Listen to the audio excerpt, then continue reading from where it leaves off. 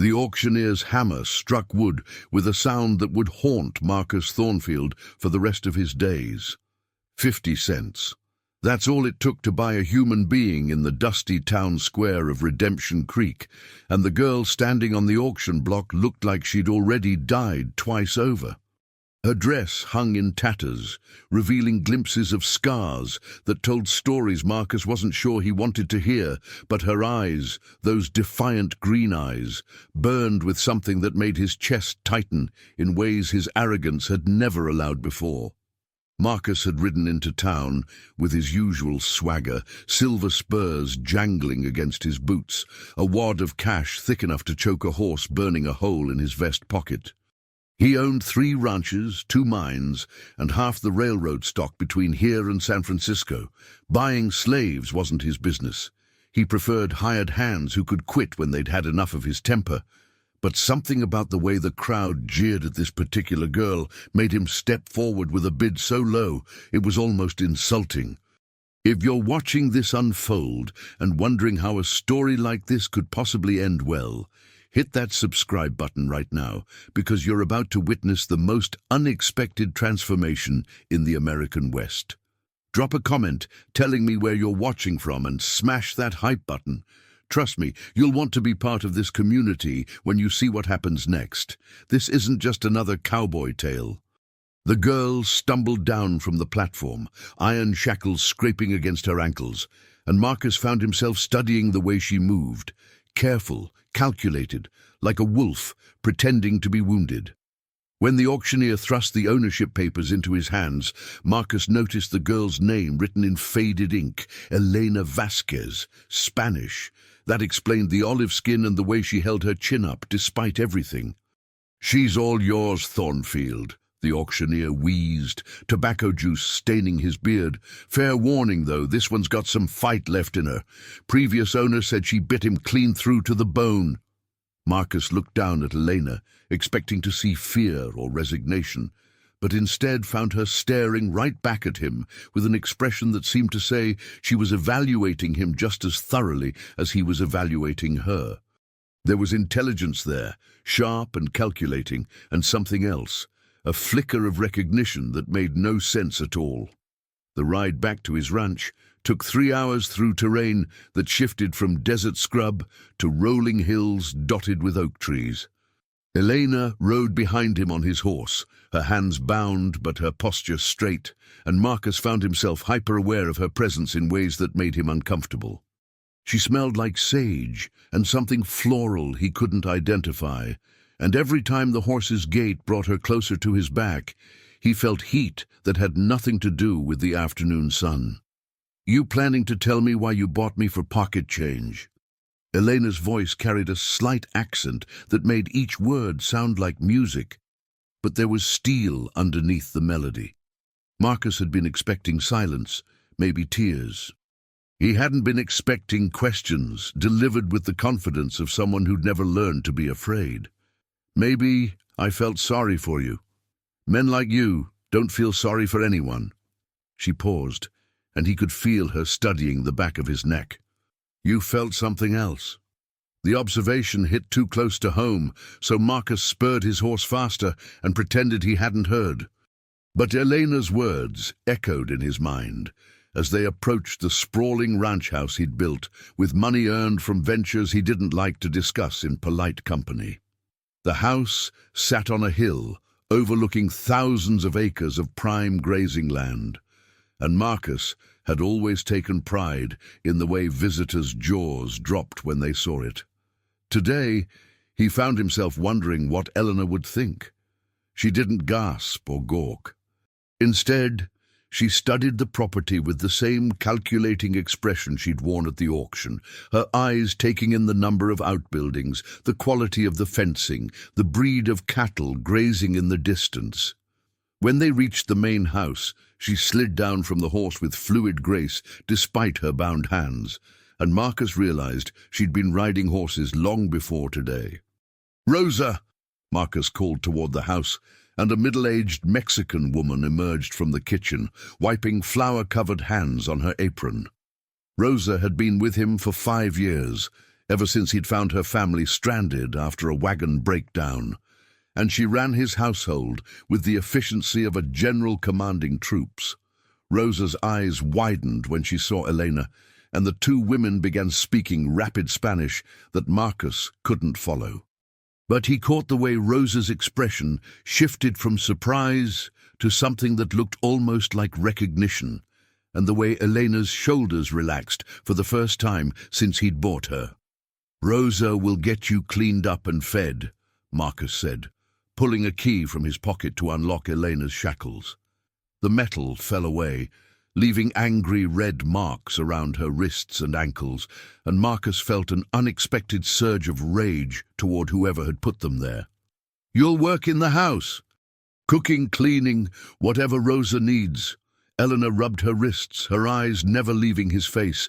"And what do you need, Mr. Thornfield?" The question carried layers of meaning that made Marcus's mouth go dry. He'd bought her on impulse, driven by something he couldn't name, and now he was standing in his own front yard with no idea what came next. "I need you to not cause trouble. Trouble seems to follow you around all by itself." Elena glanced toward the horizon, where dust clouds marked the approach of riders. "Looks like some of it's heading this way right now." Marcus turned to see 4 men on horseback cresting the hill, and his blood turned to ice water. He recognized the lead rider's distinctive black hat and silver-studded saddle, Jeremiah Kane, the man who'd been trying to buy Marcus's land for 2 years through increasingly aggressive means. The man who'd made it clear that Marcus's refusal to sell was becoming a personal insult that required correction. "Get inside," Marcus told Elena, his hand moving instinctively to the Colt 45 on his hip. "Both of you, get inside now." But Elena didn't move. Instead, she stepped closer to Marcus, close enough that he could feel the warmth radiating from her skin, and whispered something that made his world tilt on its axis. "I know who you really are, Marcus Thornfield. The question is, do you?" Before Marcus could respond, Kane and his men had reached the yard, their horses snorting and stamping in the dust. Kane himself was a tall man with cold blue eyes and a smile that never reached them, the kind of man who'd learned early that fear was more valuable than friendship. "Thornfield," Kane called out, not bothering to dismount. "Heard you were at the auction today. Interesting purchase." Marcus kept his expression neutral, but his mind was racing. How had Kane learned about Elena so quickly, and why did he care? "Just picked up some help for the house, nothing that concerns you." "Oh, but it does concern me." Kane's smile widened, showing teeth that were too white and too sharp. "You see, that particular girl has something that belongs to me, something I've been looking for a very long time." Elena stepped forward, and Marcus was surprised to see that her fear had been replaced by something that looked almost like anticipation. "Hello, Jeremiah. It's been a while." The familiarity in her voice hit Marcus like a physical blow. These two knew each other, had history that predated this moment by years, maybe decades. And suddenly Marcus realized he'd stepped into the middle of something much larger and more dangerous than a simple slave purchase. Kane's composure cracked for just a moment, revealing something hungry and desperate underneath. "Elena, my dear, sweet Elena, you've led me on quite a chase." "Not long enough, apparently." Elena's voice carried a coldness that made the afternoon air feel frigid. "I was hoping you'd given up by now. Maybe found some other way to spend your time. You know I could never give up on you." Kane finally dismounted, his boots hitting the ground with deliberate force. "Not when you have something that rightfully belongs to me." Marcus found himself stepping between Elena and Kane without conscious thought, his hand resting on his gun butt. "I don't know what history you two have, but she's under my protection now. You'll need to conduct your business elsewhere." Kane laughed, a sound like breaking glass. "Your protection? Thornfield, you have no idea what you've gotten yourself into.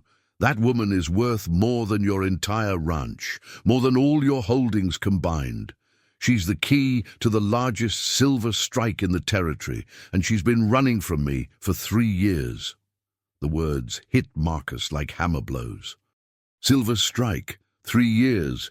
Suddenly Elena's calculating assessment of his property made perfect sense. She hadn't been admiring his wealth. She'd been measuring it against something much larger, and the way she'd studied him at the auction, that flicker of recognition. "Is it true?" Marcus asked Elena without taking his eyes off Kane. "Are you running from him?" "I'm running from what he represents," Elena said quietly. "The question is whether you're going to be part of the solution or part of the problem." Kane's hand moved to his own weapon, and Marcus felt the familiar pre-fight tension settle into his muscles. But before anyone could draw, Elena stepped forward again, this time moving past Marcus entirely. "You want to know where the mine is, Jeremiah? You want to know the location of the Vasquez silver that's been driving you crazy for 3 years?" Elena's voice carried across the yard like a challenge. "Then let's settle this properly. 1 game of poker, winner takes all. You win, I tell you everything. I win, you leave this territory and never come back." Marcus stared at her in disbelief. She was proposing to gamble away information worth a fortune, betting everything on a card game. But Kane was nodding, his eyes bright with greed and anticipation. "1 game," Kane agreed, "but we play it my way, with my cards at my table in town. Tonight at midnight." "Agreed." Elena turned to Marcus, and he saw something in her eyes that might have been an apology. "I'm sorry you got caught up in this, but I need you to trust me for the next few hours." "Can you do that?" Marcus looked at this woman he'd bought for 50 cents, this stranger who'd somehow become the center of a conflict he didn't understand, and realized that somewhere in the space of a single afternoon, his entire world had shifted. The careful life he'd built, the reputation he'd cultivated, the future he'd planned, all of it suddenly seemed less important than the way Eleanor was looking at him right now. "I'll trust you," he heard himself say. "But I'm coming with you tonight." "No." Elena's response was immediate and firm. "This is something I have to do alone." "Like hell it is." Marcus stepped closer to her, close enough to see the flecks of gold in her green eyes. "You're under my protection now, remember. That means where you go, I go." For a moment, Elena looked like she was going to argue. Then something in her expression softened, and she nodded once. "All right." "But Marcus, when this is over, when you know the whole truth, you might not want to protect me anymore." Kane remounted his horse, his smile returning to its predatory width. "Midnight, then. Don't be late, Elena. I've waited 3 years for this moment." As Kane and his men rode away, Marcus found himself alone with Elena in the gathering dusk, surrounded by questions that seemed to multiply with every passing minute. The woman he'd bought on impulse was apparently the key to a fortune that dwarfed his own considerable wealth, and she was planning to risk it all on a single hand of cards. "You want to tell me what this is really about?" Marcus asked. Elena was quiet for a long moment, watching the dust clouds fade into the distance. When she finally spoke, her voice carried a weight that made Marcus understand this story had been building for much longer than a single day. "My father discovered the largest silver deposit in the territory 5 years ago," she began, "but he was smart enough to know that a Mexican man with a claim like that wouldn't live long enough to profit from it. So he hid the location and made sure only I knew where it was. And Kane found out. Kane found out that the mine existed, but not where. He's been hunting me ever since my father died, trying to force the information out of me. I've been running, hiding, staying 1 step ahead." Elena turned to face Marcus fully. "Until today, when I let myself get caught." The implications hit Marcus like a physical blow. "You let yourself get sold. This whole thing was planned. I needed to find someone with enough money and influence to stand up to Kane, someone who could protect me long enough to end this once and for all." Elena's eyes searched his face. "I've been watching you for weeks, Marcus. Learning about your business, your reputation, your character. You were the only man in 3 territories who fit what I needed. Marcus felt something cold settle in his stomach. So this is all a game to you, the auction, the way you looked at me, everything. No. Elena's response was immediate and fierce. That part was real. I expected to find a business partner, someone I could use and discard. I didn't expect to find... She trailed off, looking away. Find what? Someone I could care about. The admission seemed to cost her something. Someone who would look at me like I was worth more than the information in my head. The honesty in her voice cut through Marcus's anger, leaving something raw and vulnerable in its place. He'd spent his adult life building walls around his heart, protecting himself from exactly this kind of complication. But standing here in the fading light, looking at this woman who'd orchestrated their meeting with the precision of a military campaign, he found those walls crumbling. "So what happens tonight?" he asked. "Tonight I end this, one way or another." Elena's jaw set with determination. "Either I beat Kane at his own game, or I give him what he wants and hope he keeps his word about leaving me alone. And if he doesn't keep his word..." Elena's smile was sharp as a blade. "Then I guess we'll find out how good you are with that gun you keep touching." The hours between sunset and midnight passed with agonizing slowness. Marcus tried to focus on ranch business, reviewing ledgers and checking on the cattle, but his mind kept drifting to Elena. She disappeared into the house with Rosa, and when she emerged an hour before they needed to leave for town, Marcus barely recognized her, gone were the tattered clothes and desperate demeanor of the auction block.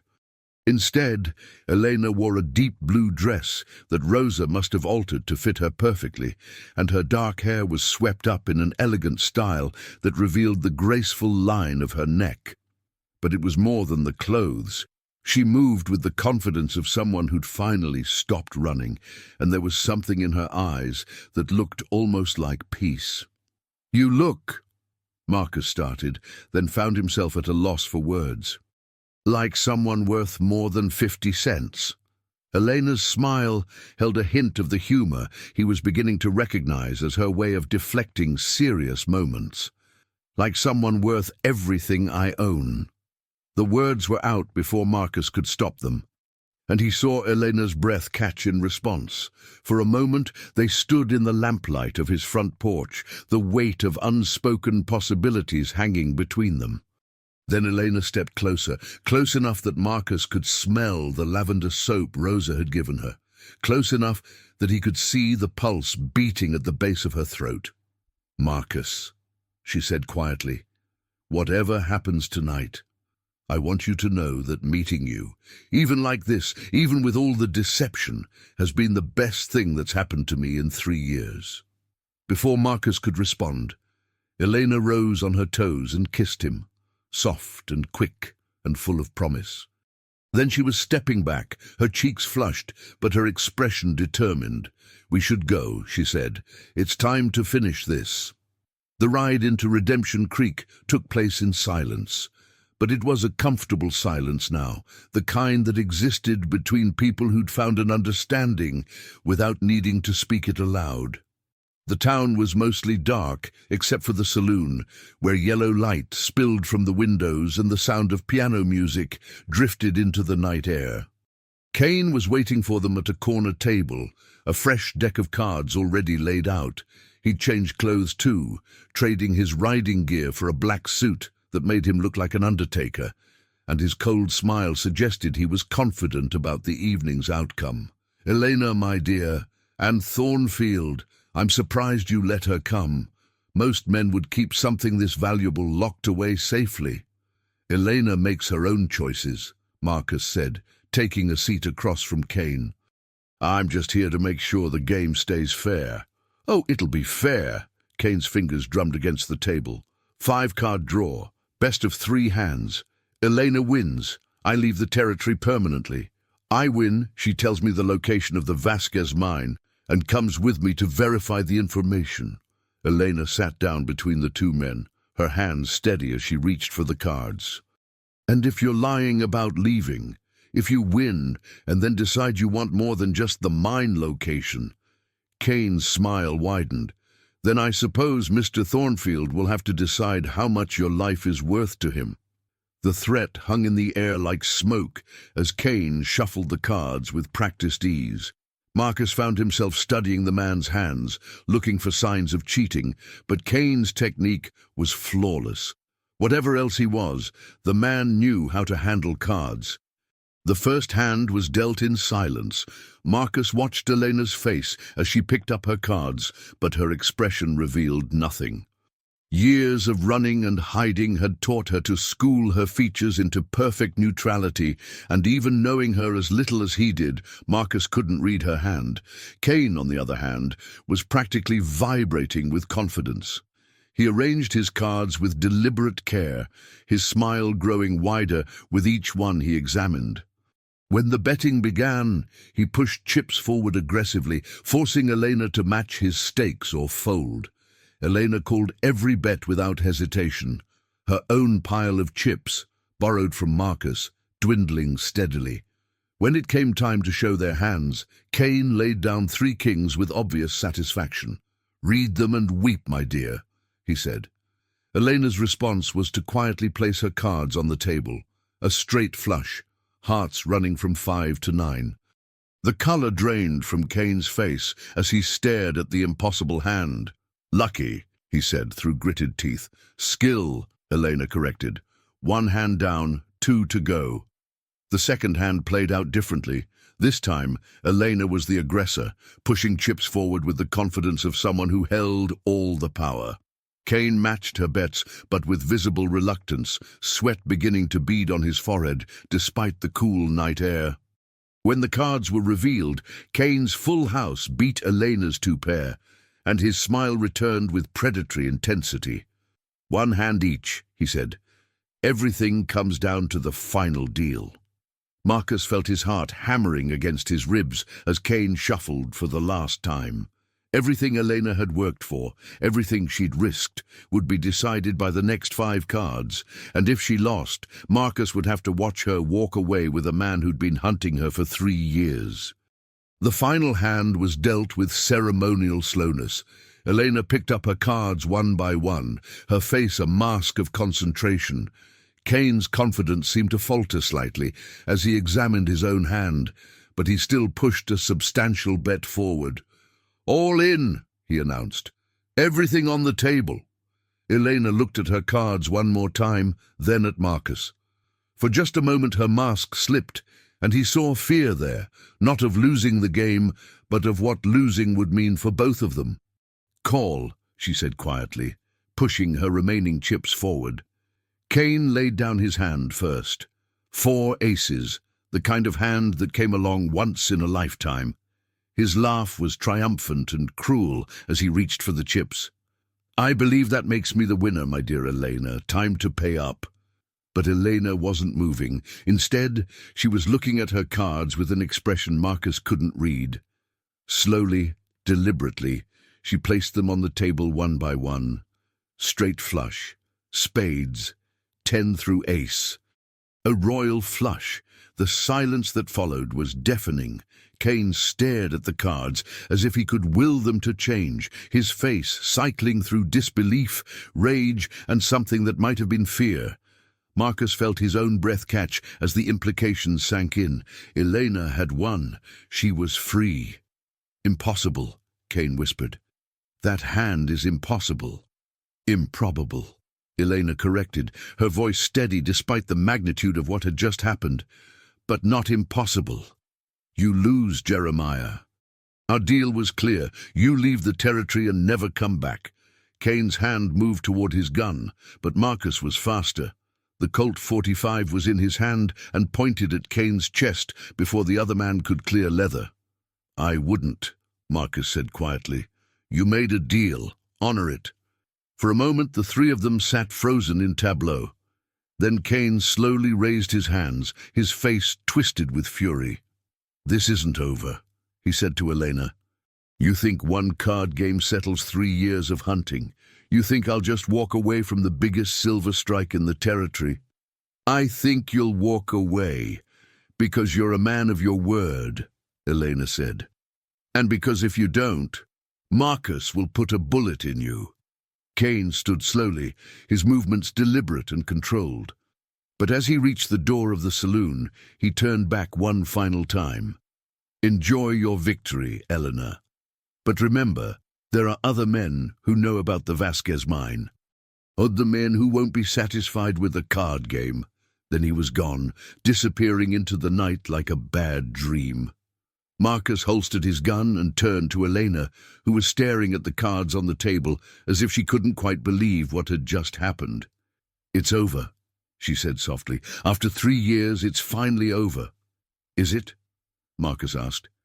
What about what Kane said? About other men knowing about the mine? Eleanor's smile was tired but genuine. There are no other men, Marcus. Kane was the only one who knew the mine existed, and now he's gone. The secret dies with him. And the mine itself? What mine?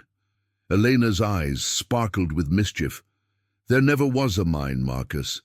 My father was a blacksmith, not a prospector. The whole thing was a story I invented to explain why Kane was chasing me. Marcus stared at her in disbelief. You mean this whole thing, the auction, the poker game, everything was based on a lie? The mine was a lie, Elena said carefully. But the reason Kane was chasing me was real enough. I witnessed him murder a federal marshal 2 years ago, and I've been running ever since.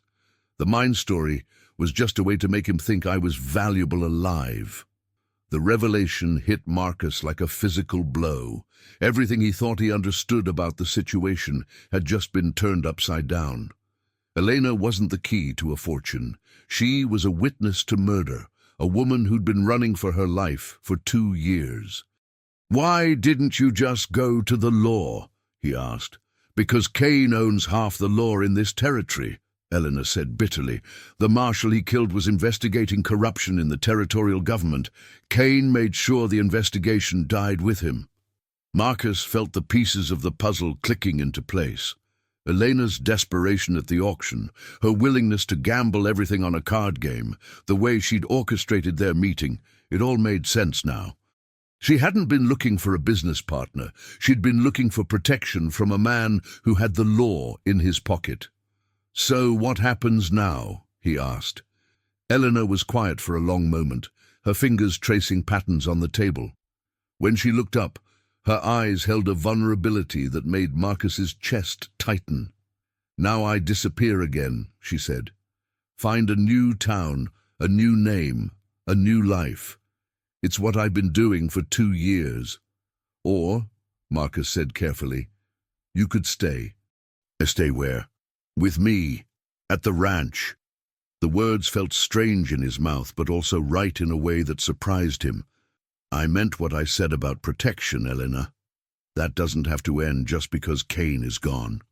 Elena's laugh was soft but sad.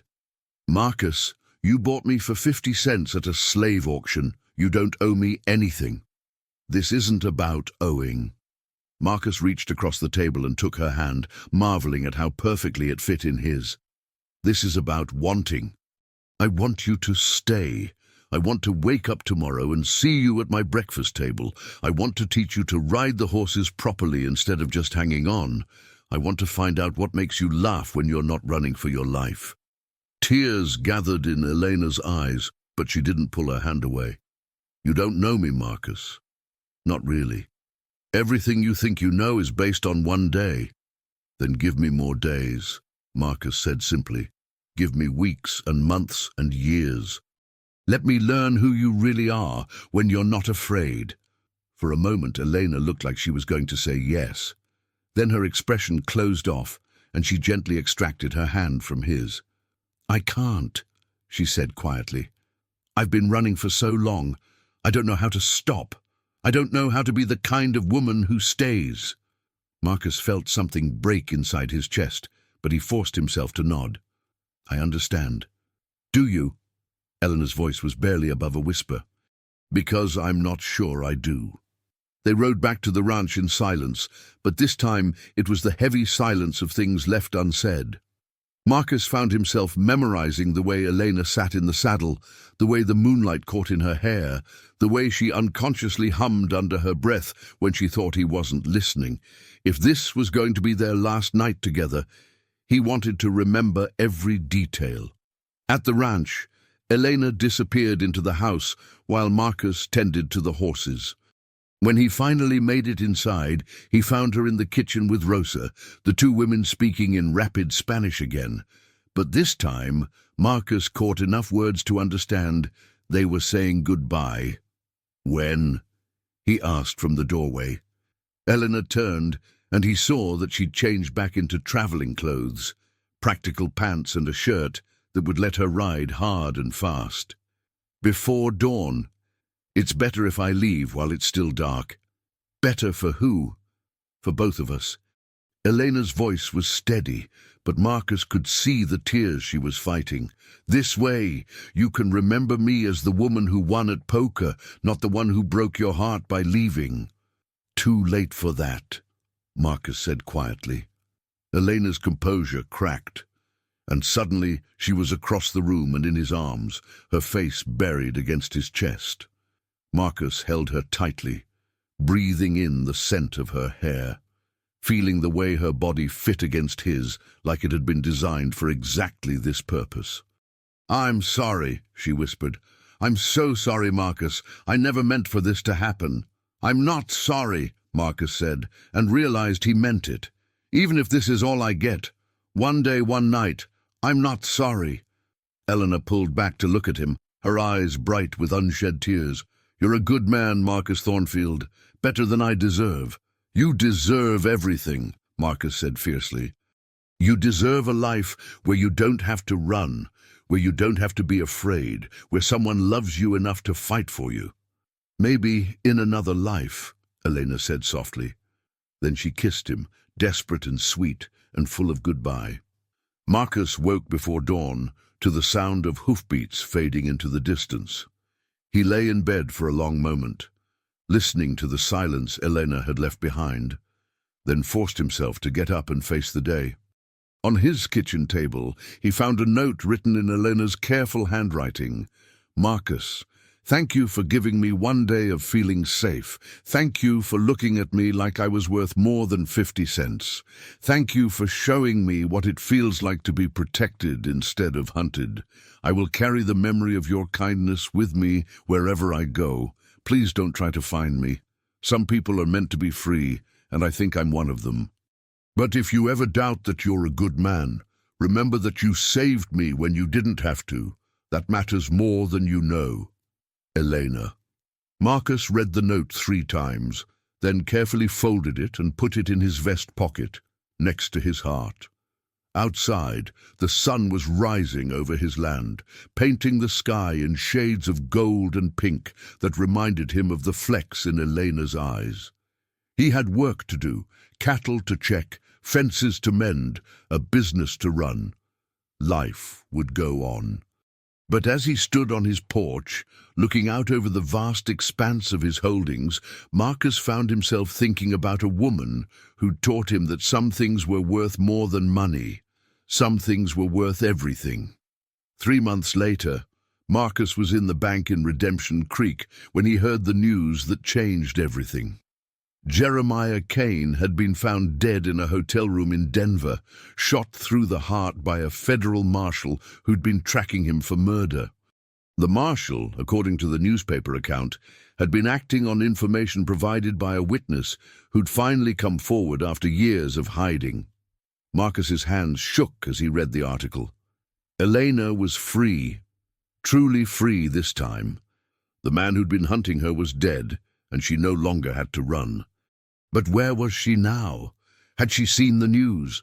Did she know she could finally stop looking over her shoulder? The answer came 2 weeks later, in the form of a letter delivered by a travel-worn rider who refused to say where he'd gotten it. Marcus recognized Elena's handwriting immediately, and his heart hammered against his ribs as he broke the seal. "Marcus, I saw the news about Jeremiah. It's over. Really over this time. I wanted you to know that I'm safe and that I think about you every day. I think about your ranch and your kindness and the way you made me feel like I was worth protecting. I think about what you said about giving you more days, and I wonder if the offer is still open. I'm in Santa Fe, working as a seamstress and trying to figure out who I am when I'm not running. If you want to find me, I'm staying at the boarding house on Canyon Road. If you don't come, I'll understand. But I hope you do. I hope you'll give me the chance to show you who I really am when I'm not afraid. With all my love, Elena. Marcus didn't even bother to pack. He saddled his fastest horse and rode south toward Santa Fe, covering ground like a man possessed. The journey took 4 days, and with each mile, Marcus felt something loosening in his chest, a knot of loneliness and regret that had been growing tighter since the morning Eleanor disappeared. He found her in the garden behind the boarding house, sitting in the shade of an apple tree, with a piece of sewing in her lap. She looked different, peaceful in a way he'd never seen before, her face relaxed and her shoulders no longer hunched against invisible threats. When she looked up and saw him, her smile was like sunrise. "You came," she said, setting aside her work and standing to face him. "Did you think I wouldn't?" Marcus dismounted and walked toward her, drinking in the sight of her like a man dying of thirst. "I hoped," Elena said simply, "but I wasn't sure you'd forgive me for leaving." "There's nothing to forgive." Marcus stopped just out of arm's reach, suddenly uncertain. "The question is whether you're ready to stop running." Elena's answer was to close the distance between them, rising on her toes to kiss him with all the passion and promise she'd held back that night in Redemption Creek. When they finally broke apart, both were breathing hard. "I'm ready," she whispered against his lips. "I'm ready to stay, Marcus, if you'll have me." "I'll have you," Marcus said, pulling her close. "For 50 cents or $50,000 or everything I own. I'll have you for as long as you'll let me." Elena laughed, the sound bright and free and full of joy. "Well, you already bought me once. I suppose that makes me yours." "No," Marcus said seriously, framing her face with his hands. "That makes us each other's." As they stood in the garden, holding each other in the dappled sunlight, Marcus thought about the strange turns life could take. He'd ridden into Redemption Creek as an arrogant man who thought money could buy anything. He was leaving as someone who'd learned that the most valuable things, love, trust, the courage to be vulnerable, couldn't be purchased at any price. But sometimes, if you were very lucky, they could be found for 50 cents at a slave auction in the defiant green eyes of a woman who'd forgotten how to be afraid. And sometimes, if you were even luckier, that woman would choose to stop running long enough to build something beautiful with you, something that would last longer than silver mines or cattle ranches or any fortune the West had to offer. Marcus Thornfield had thought he was the richest man in 3 territories, but standing in that garden with Elena in his arms, he realized he'd been wrong. He was the richest man in the world. As you've witnessed this incredible transformation from a 50-cent purchase to a love worth more than all the gold in California, I want you to think about the unexpected turns your own life has taken. Have you ever found something precious in the most unlikely place?